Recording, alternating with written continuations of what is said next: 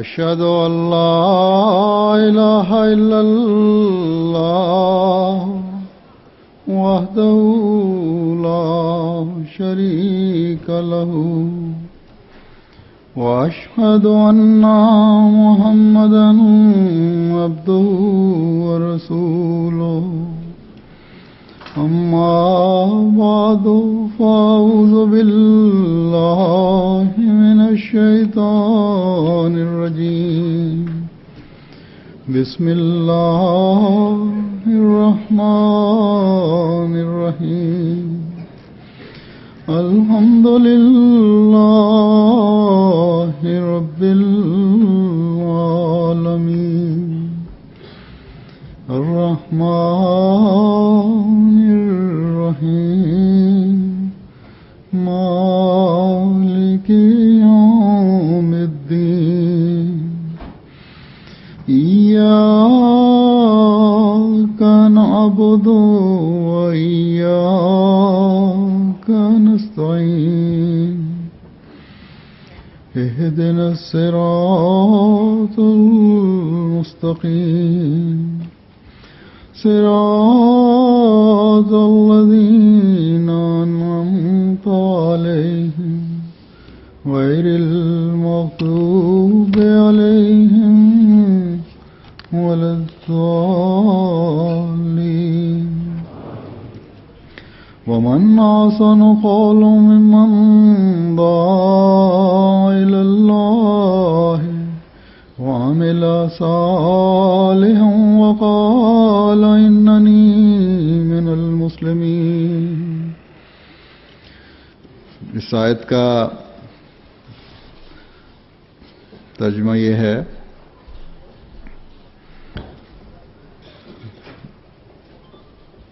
کہ اور بات کہنے میں اس سے بہتر کون ہو سکتا ہے جو اللہ کی طرف بلائے اور نیک اعمال بجا لائے اور کہے کہ میں یقیناً کامل فرما برداروں میں سے ہوں. اس آیت میں اللہ تعالیٰ نے ہمیں تبلیغ کی طرف اپنے پیغام کی طرف بلانے کی توجہ دلائی ہے،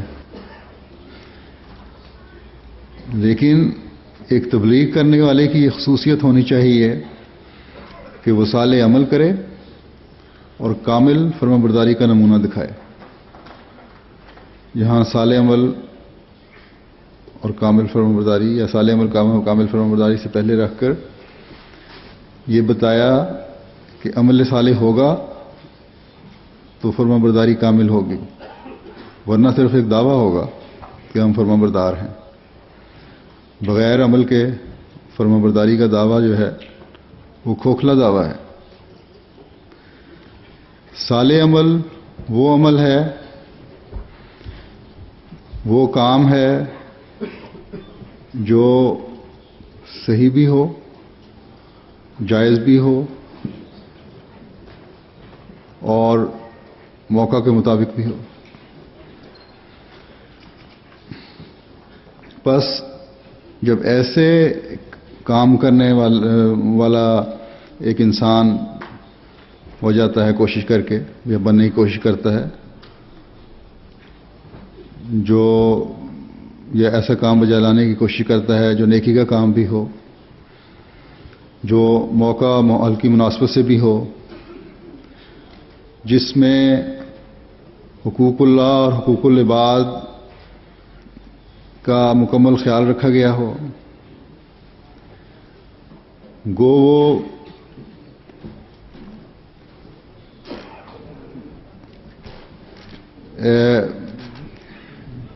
ایسا عمل کرنے والا جو ہے جس میں مکمل حقوق اللہ اور حقوق العباد کو مکمل خیال رکھا گیا ہو، تو ایسا عمل کرنے والا پھر وہ انسان بن جاتا ہے جو صالح عمل کرنے والا انسان کہلاتا ہے، نیک عمل کرنے والا انسان کہلاتا ہے.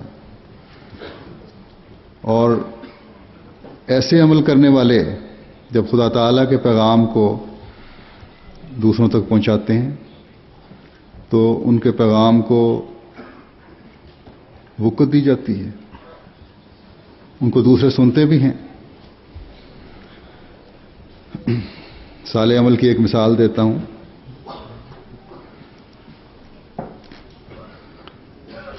اللہ تعالیٰ کا ایک حکم ہے کہ نماز پڑھو،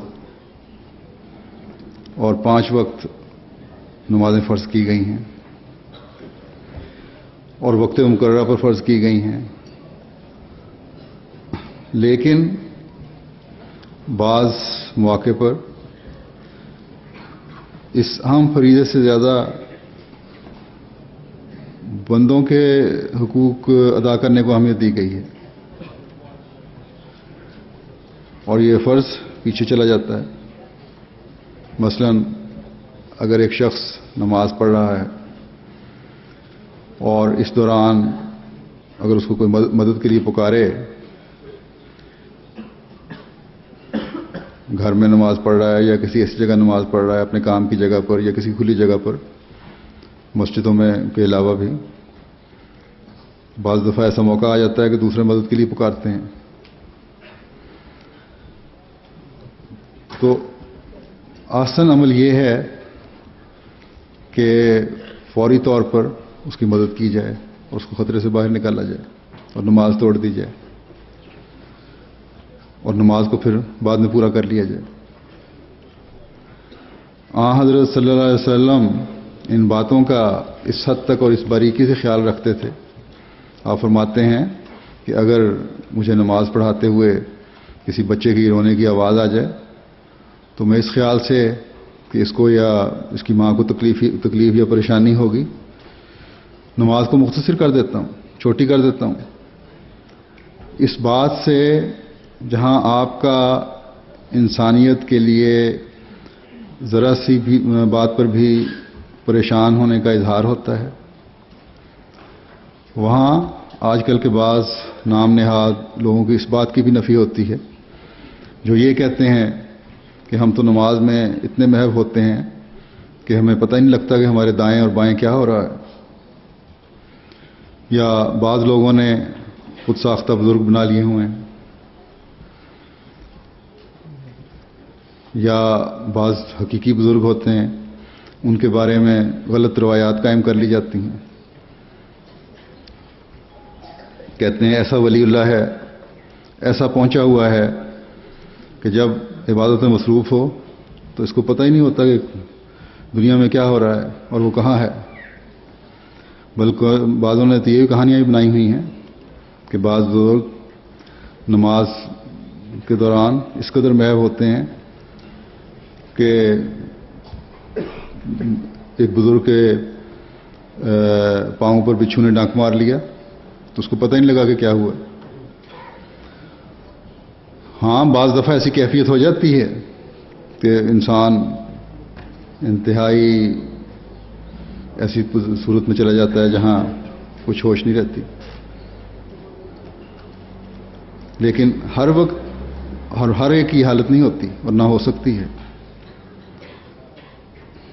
اگر حضرت صلی اللہ علیہ وسلم جن کے اللہ تعالیٰ کے تعلق کے مقابلے پر کسی کا تعلق باللہ اور تبتر اللہ اور فانی فی اللہ ہونا لایا ہی نہیں جا سکتا، آپ فرماتے ہیں کہ مجھے نماز میں بچے کے رونے اور بے چین ہونے کی آواز سے اپنی طرف آواز جو ہے اپنی طرف متوجہ کر لیتی ہے اور میں نماز چھوٹی کر لیتا ہوں. تو باقی لوگ پتہ نہ لگنے یا اتنی محویت کا کس طرح دعویٰ کر سکتے ہیں. بہرحال ایک چھوٹی سی مثال، میں نے بعض دفعہ بزرگوں کے قصے سنائے جاتے ہیں اور بعض مجھے لکھ بھی دیتے ہیں، تو میں نے اصلاح کی خاطر بیان کی ہے. تو میں کہہ رہا تھا کہ اللہ تعالیٰ کے دین کا پیغام پہنچانے کے لیے یا اللہ تعالیٰ کے دین کا پیغام پہنچانے والا وہی کامیاب ہوگا جو اعمال صالحہ بجا لانے والا ہوگا اور کامل فرمانبردار ہوگا. خدام الاحمدیت کے عہد میں ہم اسلام اور احمدیت کی خاطر جان، مال، وقت اور عزت کو قربان کرنے کے لیے دعویٰ کرتے ہیں. اور پھر 27 مئی کو بھی اس سال میں نے ایک عہد لیا تھا خلافت جوبلی کے دن کہ اسلام اور احمدیت اور احمدیت کی اشاعت اور آن حضرت صلی اللہ علیہ وسلم کے نام کو دنیا کے کناروں تک پہنچائیں گے اور اس کے لیے ہر کوشش کریں گے اور خلافت کی حفاظت اور استحکام کے لیے آخری وقت تک جدوجہد کرتے رہیں گے. جس طرح مجھے اس عہد کو پورا کرنے کے لیے مختلف جگہوں سے دعا کے خط آ رہے ہیں، یہاں سے بھی اور دنیا کے دوسرے ممالک سے بھی، عورتوں کی طرف سے بھی اور مردوں کی طرف سے بھی اور نوجوانوں کی طرف سے بھی، اس سے یہ احساس پیدا ہوتا ہے کہ اللہ تعالیٰ کے فضل سے جماعت کی ایک بڑی تعداد کو اس بات کا احساس ہے اور یہ اس بات کا احساس اپنے دل میں قائم رکھے ہوئے ہے کہ ہم نے اپنا عہد نبھانا ہے اور اس کے لیے خود بھی دعا کرتے ہیں، کوشش کرتے ہیں اور مجھے بھی لکھتے ہیں.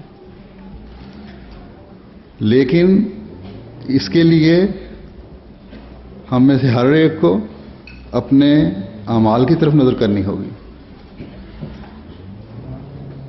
ایک مثال میں نے دی تھی کہ عمل صالح کیا ہوتا ہے، لیکن اعمال صالحہ کی ایک لمبی فہرست ہے جو خدا تعالیٰ نے قرآن کریم میں ہمیں دی ہے اوامر کی صورت میں کہ یہ کرو تو یہ نیک عمل ہوں گے اور ان چیزوں کو نہیں کرنا کیونکہ یہ نیک اعمال نہیں ہے. بس اس کی اہمیت کو ہمیشہ پیش نظر رکھیں، ان کی تلاش کریں. میری نماز والی مثال سے کوئی بہانہ جو یہ نتیجہ نہ نکال لے کہ ہم اگر انسانیت کی خدمت کا کام کر رہے ہیں تو ہماری نمازیں معاف ہو گئیں، یا ہم جماعت کا کوئی کام کر رہے ہیں، مصروف ہیں، تو نمازیں معاف ہو گئیں. بے شک بندوں کے حقوق ادا کرنا بھی عبادت ہے، لیکن اللہ تعالیٰ کا حق ادا کرنا ایک بہت بڑا فرض ہے اور عبادت ہے. اس کے لیے اللہ تعالیٰ نے ہمیں حکم دیا ہے. جو مثال میں نے دی تھی اس میں جیسا کہ میں نے بتایا تھا کہ ضرورت مند کی فوری ضرورت پوری کر کے اور تکلیف دور کر کے پھر اپنے حقیقی فرض کی طرف لوٹ آؤ جو اللہ تعالیٰ کی عبادت ہے، جو انسان کی پیدائش کا مقصد ہے کہ خدا تعالیٰ کے بتائے ہوئے طریق کے مطابق اس کی عبادت کی جائے. اور یہی حقیقی کامیابی کا راز ہے اللہ تعالیٰ نے جو ہمیں بتایا ہے.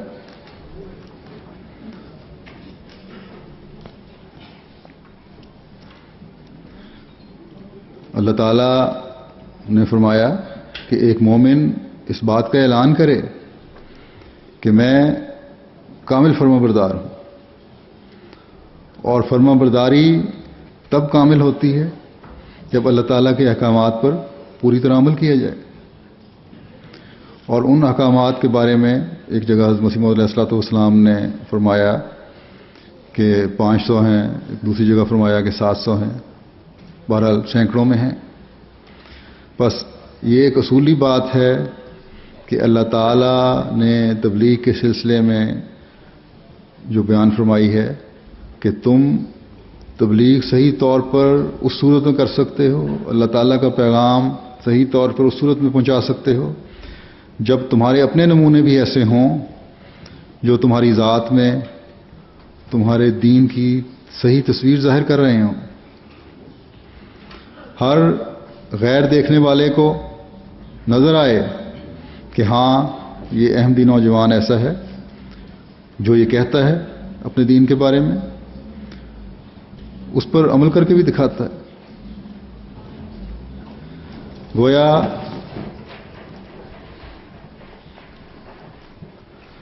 اسلام اس زمانے میں بھی جب مذہب پہ مختلف قسم کے تنقید کی جاتی ہے ایسا دین نہیں ہے جس پر عمل نہ کیا جا سکے. مثلا اگر کسی سے کوئی تکلیف پہنچے یا لڑائی ہو جائے, کوئی چپیڑ مار دے, مکہ مار دے, تو اتنے مغلوب الغضب نہیں ہو جانا چاہیے کہ پھر اس کے بعد اور کینہ نہیں بھر جانا چاہیے دل میں کہ اس کے بعد پھر اپنے گروپ کے لڑکے اکٹھے کر کے جب تک دوسرے فریق کوئی اچھی طرح پٹائی نہ کر دو چین نہ آئے, یا ذرا سی بات پر اور اپنی جوانی کے جوش میں چاقو چھریاں اور پستول نکال لیے جائیں, جس طرح آج کل یہاں بھی عام رو چل گئی ہے. نوجوانوں نے اسکولوں میں بھی چاقو اور دوسرے ہتھیار لے جانے شروع کر دیے ہیں, اس کی وجہ سے شور پڑ گیا ہے, پابندیاں لگ رہی ہیں. اور گروپ بندی کر کے پھر ایسی صورت میں ذرا سا بھی اختلاف ہو جائے کسی سے تو لڑائیاں ہوتی ہیں, جس کے نتیجہ میں ایک دوسرے کو شدید زخمی بھی کر دیتے ہیں. بعض دفعہ بعض کی اموات بھی ہو گئی اس لیے ان لڑائیوں میں.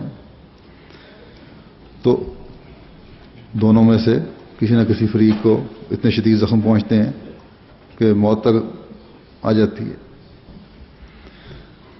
تو اس طرح کے بدلے لینے سے بھی اسلام نے منع کیا ہے.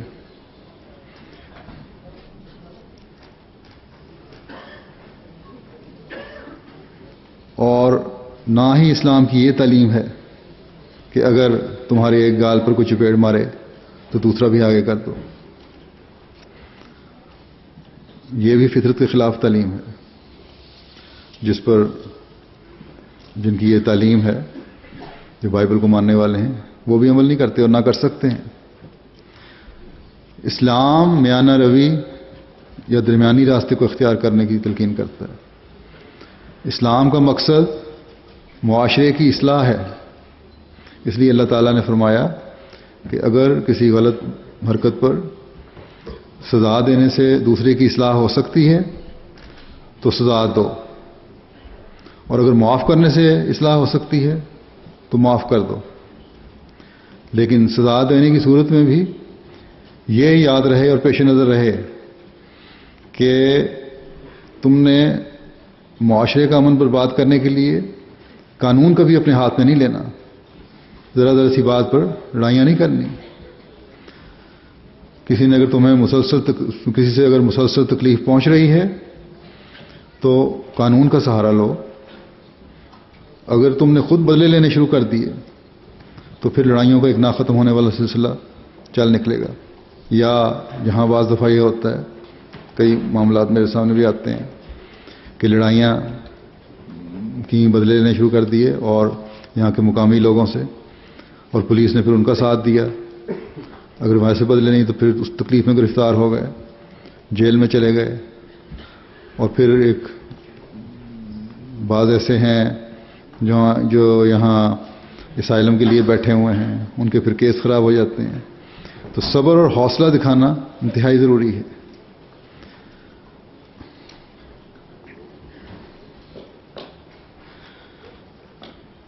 تو اگر صبر اور حوصلہ نہیں ہوگا, اگر بدلے لینے شروع ہو جائیں گے تو پھر ہم بجائے امن کے علمبردار کہلانے اور معاشرے میں امن قائم کرنے اور اس کی اصلاح کرنے والا کہلانے کے, معاشرے کا امن تباہ کرنے والا کہلائیں گے.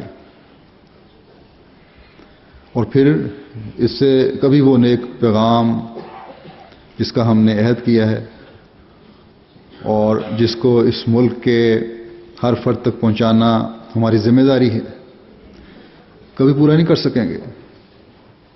کیونکہ ایک کا اثر پھر اس ماحول میں کئیوں پر ہو جاتا ہے. وہ ہر ایک کو پھر دیکھیں گے کہ سارے ہی ایسے ہیں.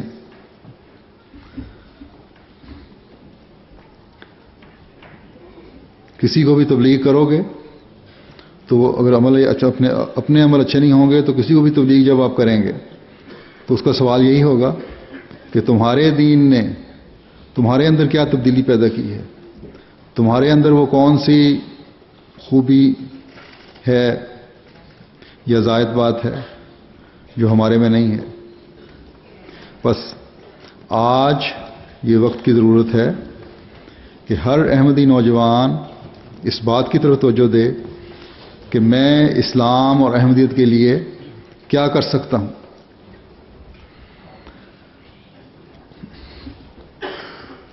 کون سی ایسی خدمت کر سکتا ہوں جس سے میں اللہ تعالیٰ کا پیار حاصل کرنے والا بن جاؤں، اپنے کیے گئے عہد کو پورا کرنے والا بن سکوں، اپنے اعمال میں نیک تبدیلی پیدا کر کے دوسروں کی توجہ لینے والا بن سکوں،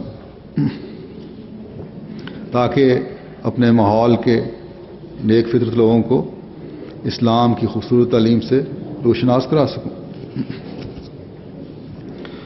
تو عمل صالح جہاں آپ کو اللہ تعالیٰ کی رضا حاصل کرنے والا بنائے گا، وہاں تبلیغ کے میدان بھی کھولے گا. جیسا کہ میں نے کہا قرآن کریم میں نیک کاموں کی ایک لمبی فہرست ہے. مثلا اللہ تعالیٰ فرماتا ہے امانت کا حق ادا کرو. اب امانت کی بھی کئی قسمیں ہیں. ایک وہ مادی شکل کی امانت ہے جو روپیہ پیسہ یا کسی اور چیز کی صورت میں آپ کے سپرد کی جاتی ہے. جب امانت رکھوانے والا اس کا مطالبہ کرے تو فوری طور پر واپس کرو. آج کل کرتے ہوئے نہ لوٹانے کے بہانے تلاش نہ کرو. پھر ایک امانت یہ ہے جو آپ کے پاس آپ کے دین کی صورت میں، اس کا حق کس طرح ادا کرنا ہے. اس کے لیے جیسا کہ میں نے کہا اللہ تعالیٰ کے فرائض، عبادت، نمازیں، مالی قربانی، وقت کی قربانی کی صورت میں اپنی پوری استعدادوں کے مطابق ادا کرنے ہیں. نمازیں ہیں تو وقت پر ادا کرنی ہے، مالی قربانی ہے تو اپنی آمد کے مطابق صحیح شرح پر چندہ دے کر کرنی ہے. پھر ایک طالب علم ہے، اس کے پاس ایک امانت ہے کہ اپنے وقت کو صحیح مصرف میں لا کر اپنی تعلیم کے لیے وقت دے. ایک احمدی طالب علم کو امانت کا صحیح حق ادا کرنے کے لیے اپنی تعلیم پر پوری طرح وقت صرف کرنا چاہیے اور توجہ دینی چاہیے. یہاں جامعہ بھی ہے اور جامعہ احمدیہ کے طلباء ہیں تو وہ اپنی تعلیم کی طرف توجہ دیں. میرے سامنے کئی بیٹھے ہوئے ہیں. ان کی ہر دوسری ایکٹیویٹی سے زیادہ یا مصروفیت سے زیادہ اہم اس وقت ان کی تعلیم ہے. اگر اس طرح توجہ نہیں دے رہے تو دوسروں کو نصیحت کس طرح کر سکتے ہیں. بس امانت کی ادائیگی کا ہر ایک کا اپنا اپنا دائرہ ہے. کاروباری آدمی کا بھی ایک دائرہ ہے، ملازم پیشہ کا بھی ایک دائرہ ہے، طالب علم کا بھی ایک دائرہ ہے، دوسرے کام کرنے والوں کا بھی ایک دائرہ ہے. جب تک اپنے اپنے دائرے میں ہر احمدی اپنی امانتوں کی ادائیگی کی طرف توجہ نہیں دے گا تو اس وقت تک اس کا عمل صالح نہیں کہلا سکتا. نہ ہی اس کی فرمانبرداری کامل فرمانبرداری ہو سکتی ہے، کیونکہ اللہ تعالیٰ کا حکم ہے کہ امانتیں ادا کرو. اسی طرح اب آپ کی مثلا شورا ہونی ہے، اس میں اگر دیانتداری سے ہر کام میں آپ اپنا مشورہ نہیں دیں گے جو شورا کے ممبران ہیں اور صرف اپنے دوستوں کے حق میں رائے دینے کے لیے دوستوں کے حق میں رائے دیں گے تو یہ بھی امانت کا صحیح طور پر حق ادا کرنا نہیں ہے۔ پھر اللہ تعالیٰ کا ایک حکم ہے کہ عاجزی اختیار کرو، کیونکہ اللہ تعالیٰ کو تکبر اور غرور پسند نہیں ہے۔ کسی کو نہ اپنے علم پر تکبر ہونا چاہیے، نہ اپنے کسی ہنر پر تکبر ہونا چاہیے، نہ اپنی دولت پر تکبر ہونا چاہیے۔ یہ عاجزی ہے جو انسان کو خدا تعالیٰ کے قریب کرتی ہے۔ پھر حسن ظن ہے۔ آپس میں بہت سے دوستوں کے تعلقات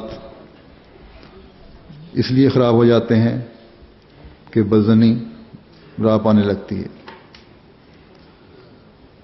پھر آج کل کی ایک بہت بڑی بیماری یہاں کے معاشرے کے زیر اثر یہ ہے، جس کی طرف توجہ دینی چاہیے اور توجہ نہیں دی جاتی، وہ ہے غض بصر کا نہ ہونا، اپنی آنکھوں کو ہر بری چیز کو دیکھنے سے نہ بچانا۔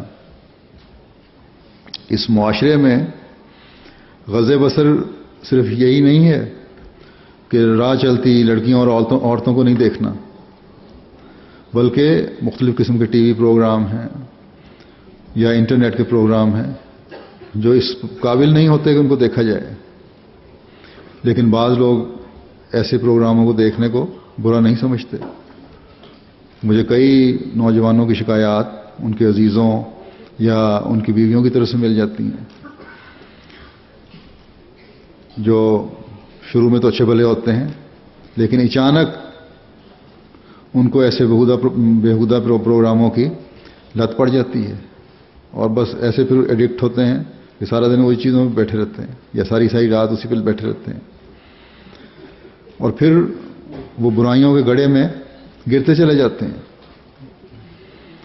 تو خدام الاحمدیہ کی تنظیم کو بھی بحیثیت تنظیم بھی ایسے پروگرام بنانے چاہیے کہ اپنے ممبران کو اتنا مصروف رکھیں کہ انہیں بجائے اس قسم کے بیہودہ پروگراموں کو دیکھنے کے یا دیکھنے کی طرف توجہ پیدا ہو، کسی تعمیری کام میں مصروف رہنے کی طرف توجہ رہے،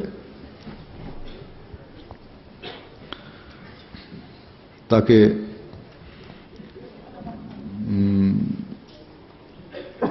جہاں وہ برائیوں سے بچیں گے اس وجہ سے، وہاں اپنے گھروں کے وہ بھی بچانے والے ہوں گے۔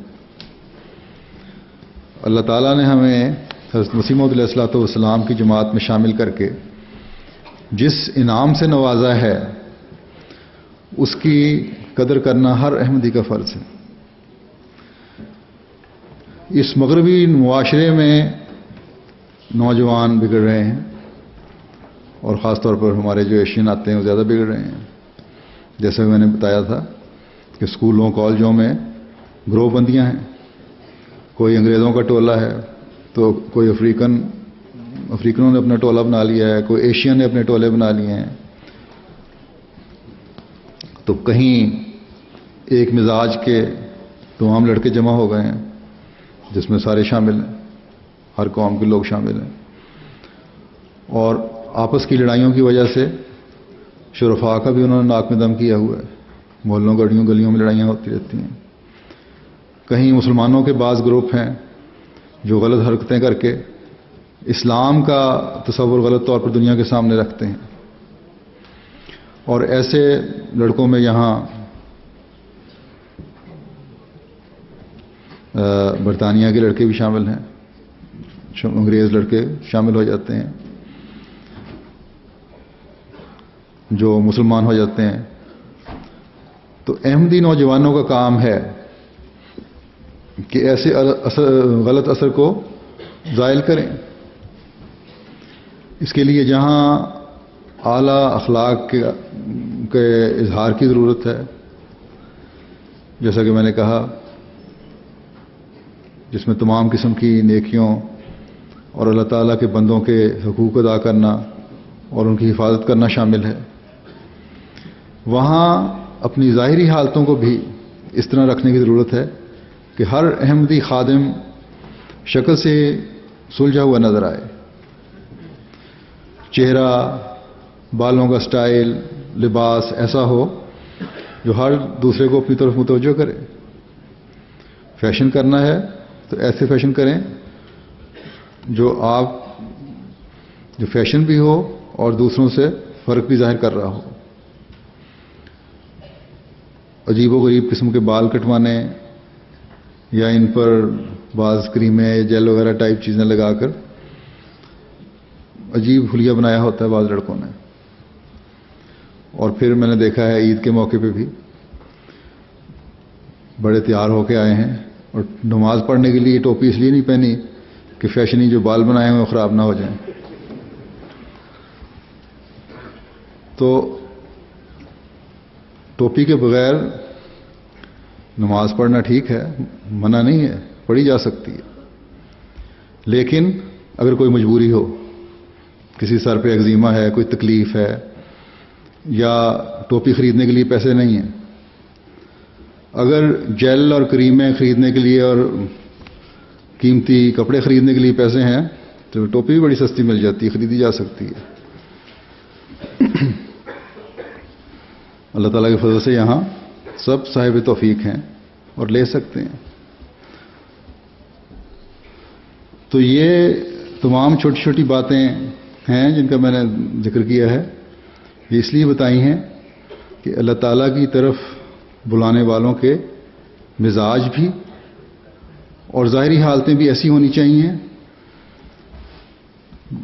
جو ایسی ہوں کہ دیکھنے والے کے دل پر اثر کریں. اگر اس معاشرے میں بعض مسلمان گروپ جو دوسرے ہیں وہ سمجھتے ہیں کہ بعض قسم کے لباس ہی صرف مسلمانوں کے لیے ہیں، اس کے بغیر گزارا نہیں ہو سکتا، اور اس کی وجہ سے ان مقامی لوگوں میں لوگ پھر ان سے جھجکتے بھی ہیں، بات کرتے ہوئے ڈرتے بھی ہیں، ان کو اپنے سے علیحدہ سمجھتے ہیں. تو یہ لباس جو ہے وہ کوئی شرط نہیں ہے. لباس اچھا ہونا چاہیے، تن ڈھانپنے کے لیے ہونا چاہیے. عمل صالح یہ ہے کہ لباس ایسا ہو، اگر اس معاشرے میں رہنا ہے، جس سے لوگ خوفزدہ نہ ہوں. اگر آپ کا مسلمانوں کا حلیہ اور لباس ایسا ہے، بعض لوگوں کا احمدیوں کے علاوہ میں نے دیکھا ہے، ان سے لوگ خوف کھاتے ہیں یا ان کو دیکھتے ہی پولیس کی نظر فوراً ان پر پڑ جاتی ہے.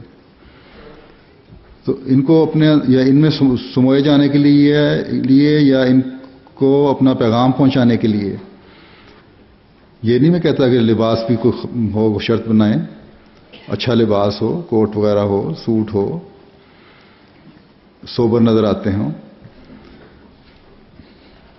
لیکن اگر یہ خیال ہو جائے کسی کا کہ ان میں گھلنے ملنے کے لیے ہم نکر اور بنیان پہن کے پھر رہے ہیں، تو یہ لباس کھیلنے کے لیے تو ٹھیک ہے لیکن عام حالت میں نہیں. ہمارے نوجوانوں کو جنہوں نے 5 وقت مسجد آنا ہے، ویسے ہی اگر احساس ہو کہ میں نے نماز پڑھنی ہے ہر 5 وقت کی، تو اس قسم کے لباسوں کی طرف توجہ ہی نہیں ہو سکتی کہ کون جائے پھر لباس اتارے، پھر نماز کے لیے کپڑے پہنے، پھر دوبارہ نکر پہن کے پھر بنیان پہن لے. تو اگر نمازوں کی طرف توجہ رہے گی تو لباس وہی آپ کو پسند آئیں گے جو ہر وقت کام آ سکتے ہیں. تو یہ لباس کا صحیح استعمال جس سے نہ مقامی لوگوں میں کھچاوٹ پیدا ہو، نہ ایسا ہو کہ وہ جو آپ کو ایسی شکل ظاہر کر رہا ہو جس سے کہ فرق ہی نظر نہ آ رہا ہو کہ ایک بازاری لڑکے میں، گلی کی لڑکے میں اور ایک احمدی لڑکے میں کیا فرق ہے. تو دونوں طرف سے افراط و تفریط نہیں ہونی چاہیے، دونوں طرف کا خیال رکھنا چاہیے. تو تب بھی عمل صالح کہلائے گا یہ.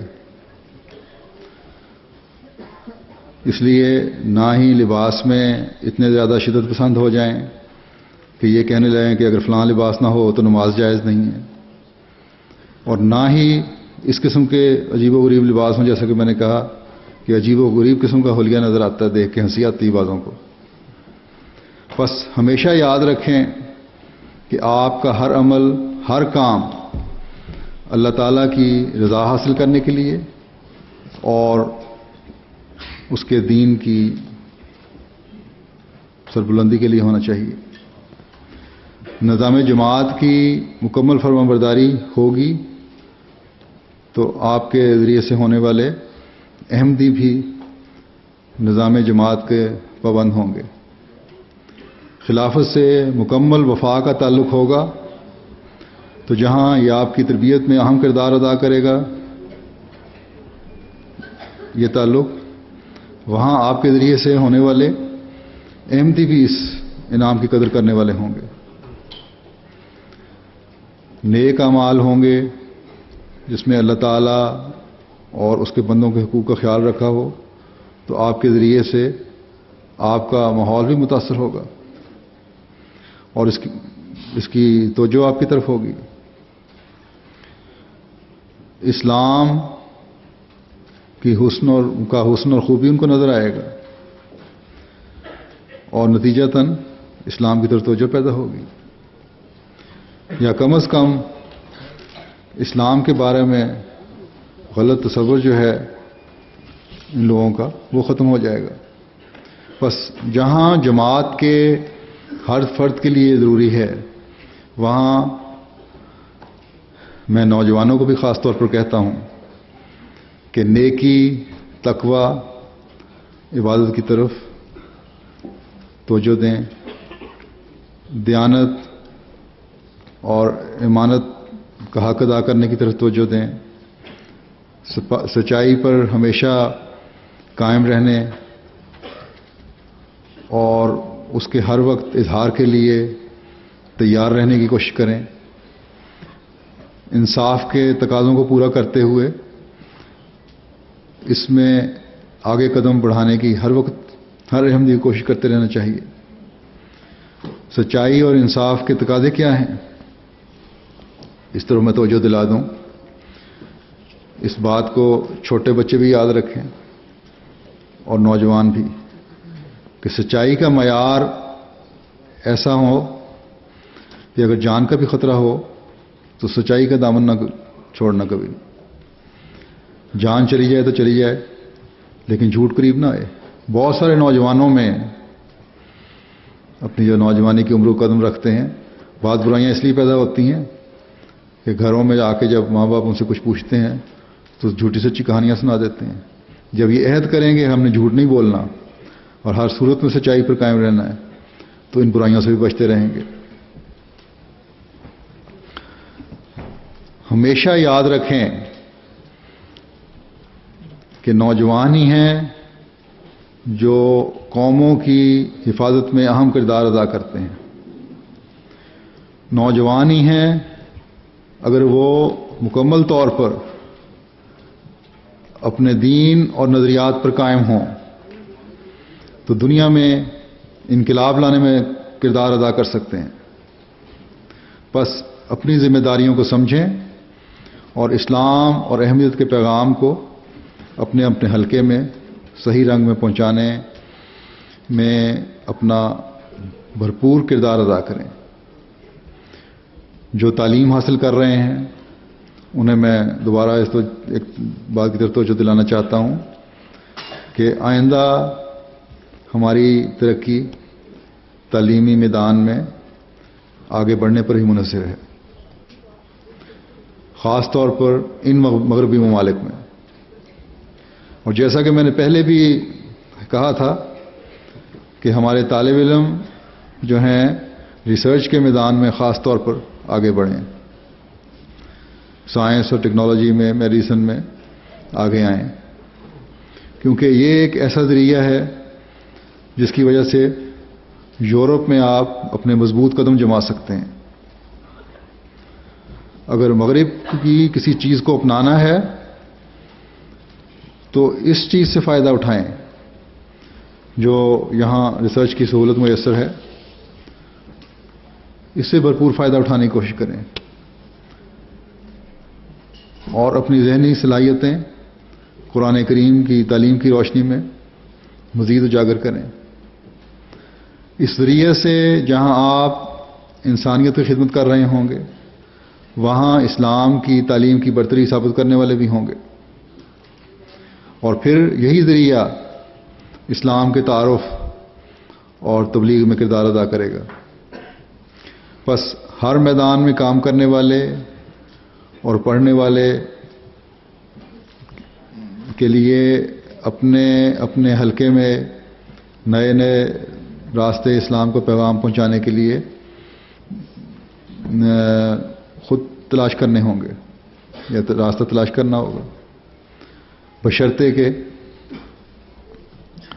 آپ کا ذہن اس طرف مائل ہو جائیں، اس پر سوچیں اور اپنے عمل بھی اس کے مطابق ڈھالنے کی کوشش کریں۔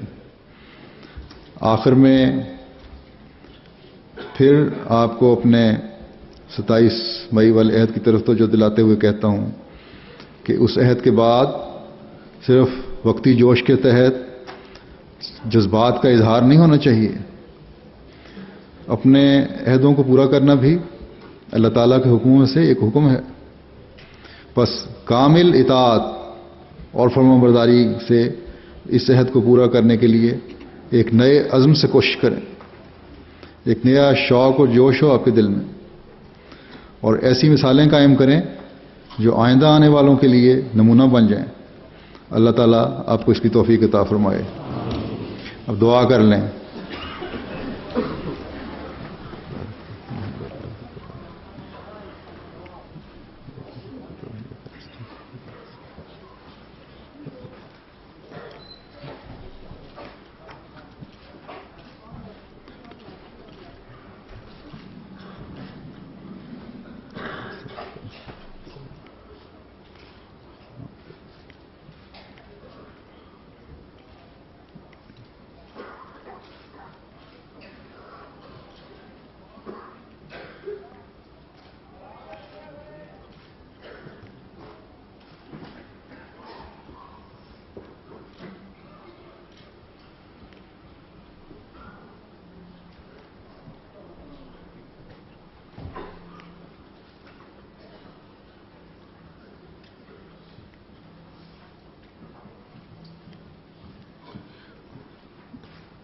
آمین۔